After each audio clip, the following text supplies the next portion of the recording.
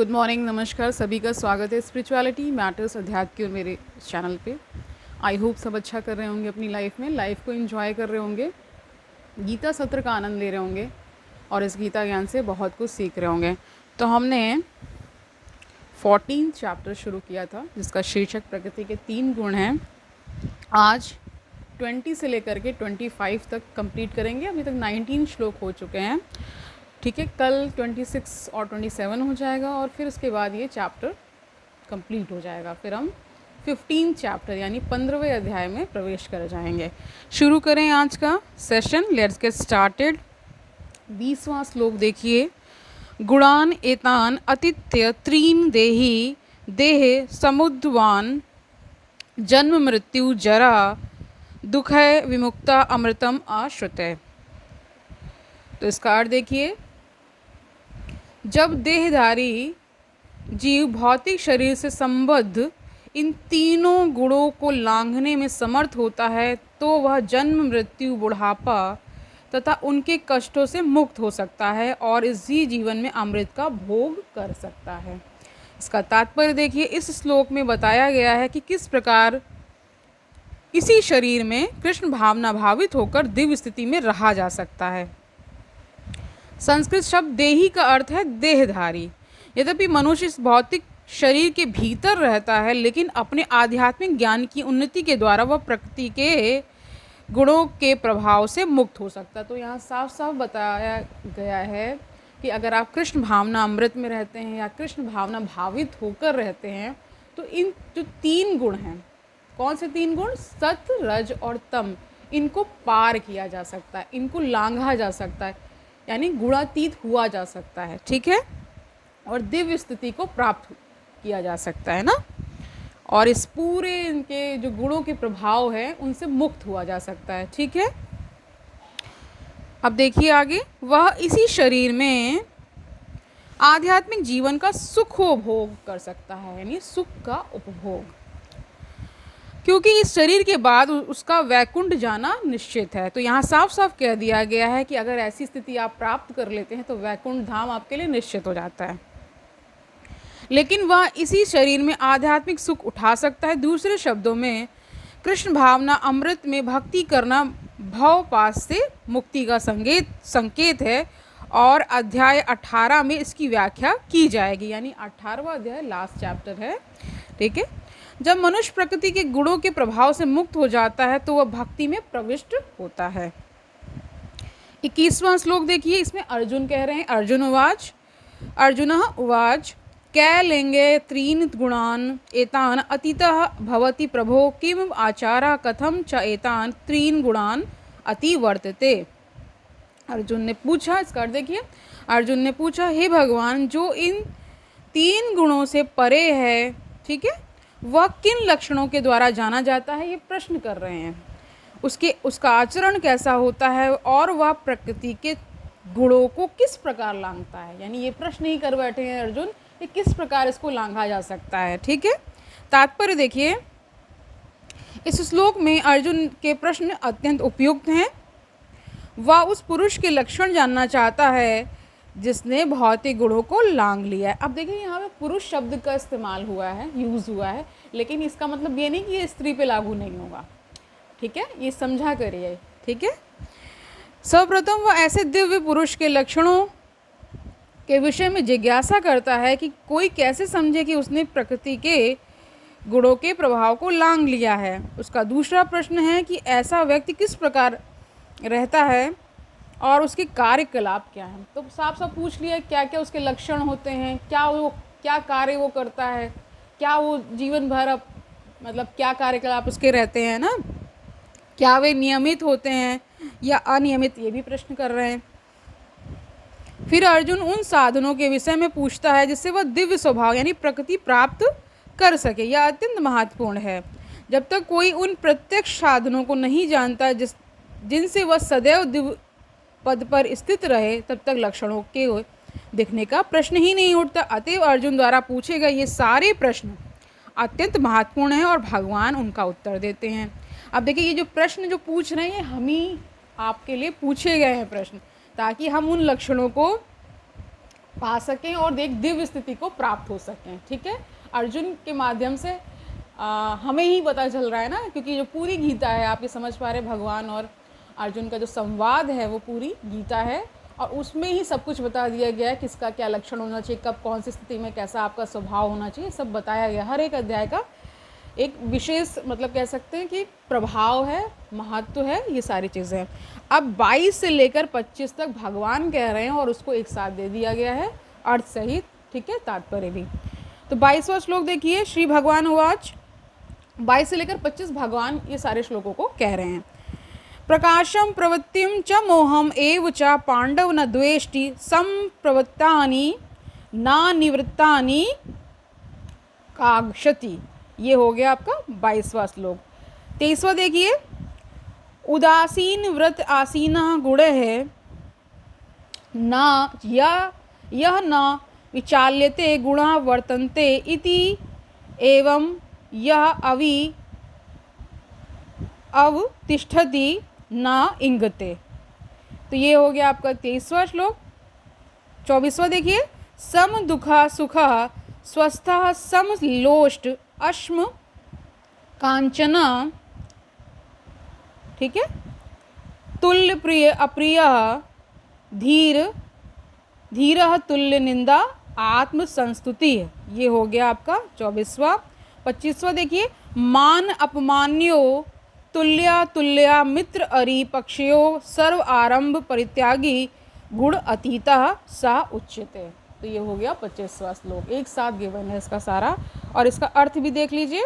भगवान ने कहा, हे पांडुपुत्र, जो प्रकाश आसक्ति तथा मोह के उपस्थित होने पर ना तो उनसे घृणा करता है और ना लुप्त हो जाने पर उनकी इच्छा करता है, जो भौतिक गुणों की इन समस्त प्रतिक्रियाओं से निश्चल तथा अविचलित रहता है और यह जानकर कि केवल गुण ही क्रियाशील हैं। ठीक है, समझ पा रहे होंगे। उदासीन तथा दिव्य बना रहता है। उदासीन का अर्थ होता है इंग्लिश में इनडिफरेंट रहना, मतलब कोई भी बाहर चीज़ें हो रही उनसे कोई मतलब नहीं होना। ठीक है, अब आगे देखिए, जो अपने आप में स्थित है और सुख तथा दुख को एक समान मानता है, जो मिट्टी के ढेले पत्थर एवं स्वर्ण के टुकड़े को समान दृष्टि से देखता है। अब देखिए, ये पॉसिबल है सामान्य जन के लिए नहीं, लेकिन जो उस स्थिति को प्राप्त कर लेता है, उसका सोना हो वो भी माटी ही समझता है ना। ठीक है, जो अनुकूल तथा प्रतिकूल के प्रति समान बना रहता है, जो धीर है और प्रशंसा तथा बुराई, मान तथा अपमान में समान भाव से रहता है, जो शत्रु तथा मित्र के साथ समान व्यवहार करता है और जिसने सारे भौतिक कार्यों का परित्याग कर दिया है, ऐसे व्यक्ति को प्रकृति के गुणों से अतीत कहते हैं। साफ साफ भगवान ने यहाँ पे बता दिया है कि किन जो लोग ऐसे हो जाते हैं उनके लक्षण क्या होते हैं, वो कैसी स्थिति को प्राप्त हो जाता है। अब इसका तात्पर्य देखिए, ये पूरा अर्थ था 22 से लेकर 25 श्लोकों का। ठीक है, तात्पर्य देखिए, अर्जुन ने भगवान कृष्ण से 3 प्रश्न पूछे और उन्होंने क्रमशः एक एक का उत्तर दिया। इन श्लोकों में कृष्ण पहले यह संकेत करते हैं कि जो व्यक्ति दिव्य पद पर स्थित है वह ना तो किसी से ईर्ष्या करता है, ना किसी वस्तु के लिए लालायित रहता है। कोई किसी इच्छा का मतलब एक ऐसी स्थिति को प्राप्त हो जाना जहाँ पे उनको ऐसा एक कहते हैं कि आप ये समझिए कि एकदम दृढ़ प्रतिज्ञ हो जाना, मतलब अपनी एक स्थिति से विचलन ना होना। जो स्थिति प्राप्त हो गई, यानी कि जो बाहर जितने क्रियाकलाप हो रहे हैं उनसे कोई उनको मतलब नहीं रहता है, एकदम शांत चित्त आनंद में। ठीक है, शत चित्त आनंद जिसे बोला गया है। शांति भी अपने आप में बहुत बड़ा गुण है। मतलब अगर आप शांति को प्राप्त हो गए तो कहते हैं ना, एक लक्षण को आप अगर को धारण कर लेते तो बाकी सब अपने आप आने लगते हैं। ठीक है, आगे देखिए, वह ना तो किसी से ईर्ष्या करता है और ना किसी वस्तु के लिए लालायित रहता है। जब कोई जीव इस संसार में भौतिक शरीर से युक्त होकर रहता है तो यह समझना चाहिए कि वह प्रकृति के 3 गुणों में से किसी एक के वश में है। जब वह इस शरीर से बाहर हो जाता है तो वह प्रकृति के गुणों से छूट जाता है, लेकिन जब तक वह शरीर से बाहर नहीं आ जाता तब तक उसे उदासीन रहना चाहिए।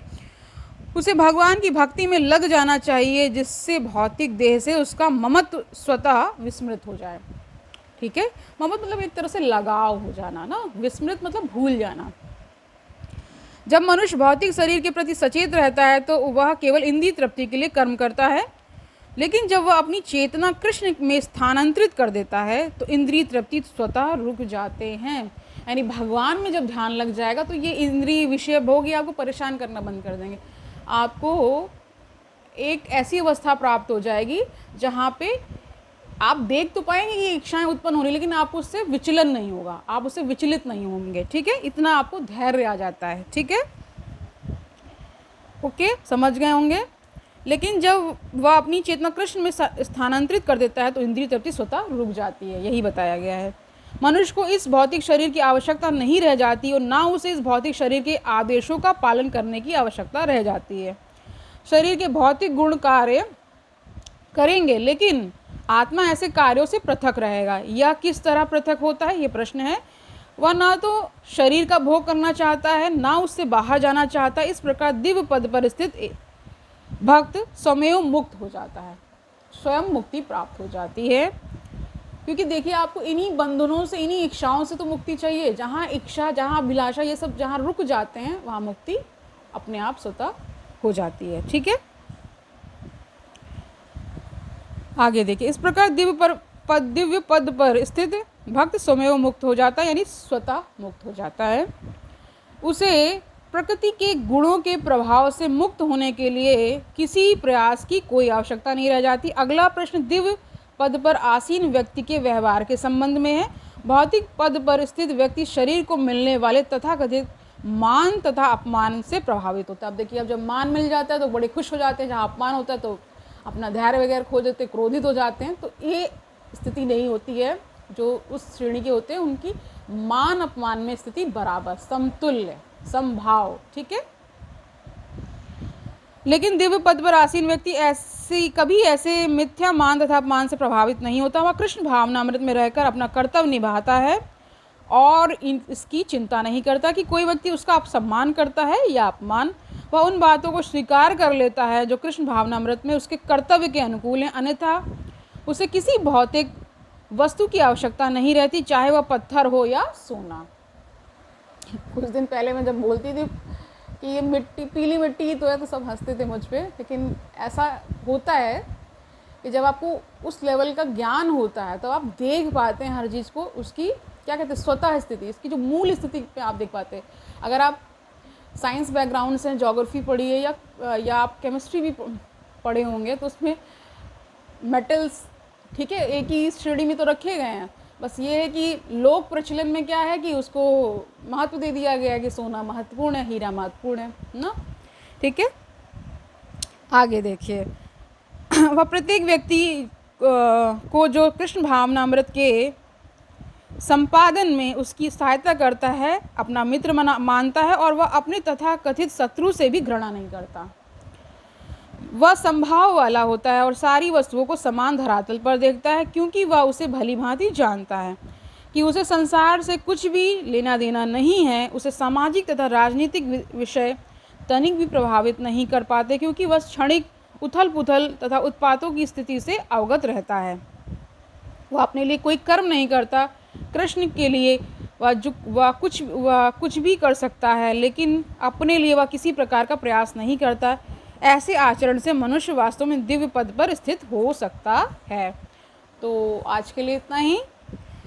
आई होप आज का सेशन आपके लिए कल्याणकारी रहा होगा। इसका जिस्ट समझ लीजिए, क्या कहा गया है कि जो मुक्त स्वभाव यानी जीवन मुक्त स्वभाव के जो व्यक्ति होते हैं उनके लक्षणों का वर्णन कर दिया गया है, और जो वैकुंठ लोग जाने वाले उनकी स्थिति का वर्णन कर दिया गया कि वो गुणातीत हो जाते हैं। ये तीन जो गुण हैं प्रकृति के, वो प्रभावित नहीं करते हैं, ठीक है।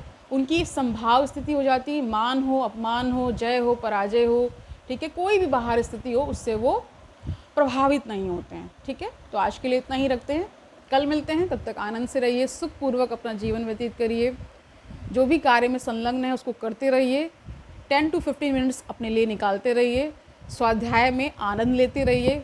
कहीं कोई शंका परेशानी कुछ भी आपको महसूस हो रही है तो कमेंट सेक्शन में बताइए, ठीक है, उसका निदान किया जाएगा, ठीक है। कल मिलते हैं, तब तक के लिए हरि ओम तत्सत।